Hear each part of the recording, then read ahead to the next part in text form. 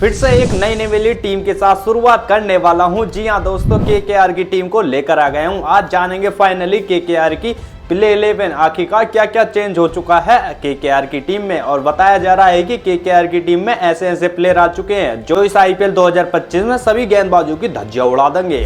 आइए दोस्तों, बिना देरी करे जान लेते हैं आखिरकार केकेआर की प्ले 11 में क्या क्या चेंज हुआ और ओपनिंग, मिडिल ओवर और लो मिडिल ओवर और बॉलिंग में कौन कौन से प्लेयर आने वाले हैं। आइए दोस्तों जान लेते हैं, लेकिन उससे पहले अगर चैनल पर नहीं हो तो वीडियो को लाइक करके चैनल को सब्सक्राइब कर देना।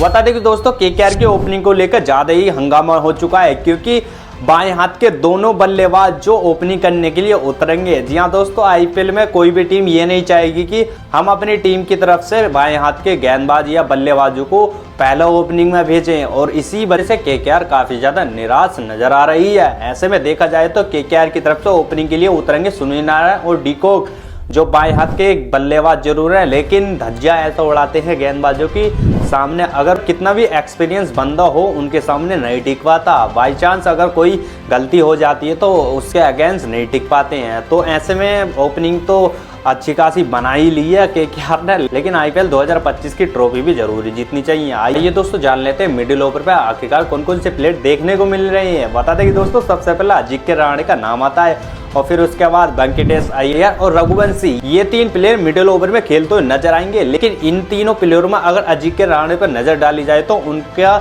एक एवरेज स्कोर रहता है, इतना ज़्यादा कुछ खास प्रदर्शन नहीं करके जाते। लेकिन अगर वेंकटेश अय्यर की बात करी जाए, जो केकेआर के सबसे मोस्ट वैल्यूएबल प्लेयर माने जा रहे हैं, उनकी वैल्यू जो लगी थी ऑक्शन में वो तो केकेआर के लिए एक शॉकिंग थी, क्योंकि 23.50 करोड़ में खरीदे गए वेंकटेश अय्यर क्या उस तरीका का प्रदर्शन करके दिखा पाएंगे केकेआर की तरफ में, या फिर केकेआर को बुरी तरह निराश करेंगे। क्योंकि रघुवंशी भी इसी तरह फॉर्म में नजर आते हैं, लेकिन उन्हें ज़्यादा पैसों में ना खरीदते हुए केकेआर ने होशियारी दिखाई थी। तो इसी वजह से वेंकटेश अय्यर, अजिंक्य रहाणे और रघुवंशी जो मिडिल ओवर में हमें दिखाई देंगे, तीनों ही एक बेस्ट प्लेयर माने जाते हैं। लेकिन अब तो MI SRH RCB के अगेंस्ट क्या टिक पाएगी ये मिडिल ओवर की टीम केकेआर की, या फिर लो मिडिल ओवर की तरफ चलते हैं। आइए दोस्तों जान ही लेते हैं आखिरकार लो मिडिल ओवर में हमें कौन कौन से प्लेयर देखने को मिल सकते हैं। बता दें दोस्तों फिनिशर के रूप में जाने जाने वाले रसेल और रिंकू जो ताबड़तोड़ बल्लेबाजी के लिए जाने जाते हैं। एक बाएं हाथ के बल्लेबाज हैं तो एक दाएं हाथ के, जो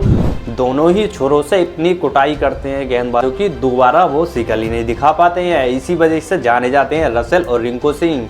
लेकिन अगर आईपीएल के पिछले सीजन की बात करी जाए तो रसेल का कुछ इतना कुछ खास नहीं रहा था, लेकिन रिंकू सिंह ने जो अपने 5 छक्के लगाकर अपनी वैल्यू बढ़ा दी थी वो सभी को अभी तक याद है। और ऐसा ही देखा जाएगा आईपीएल 2025 में। रिंकू से सिर्फ एक ही उम्मीद रहेगी, क्या रिंकू क्या अपनी एक बेस्ट इनिंग खेलकर केकेआर को खुश कर देंगे, या फिर रिंकू सिंह को कप्तान बनाना चाहिए था, या फिर केकेआर में रिंकू सिंह को कप्तानी सौंपनी चाहिए थी, या फिर नहीं।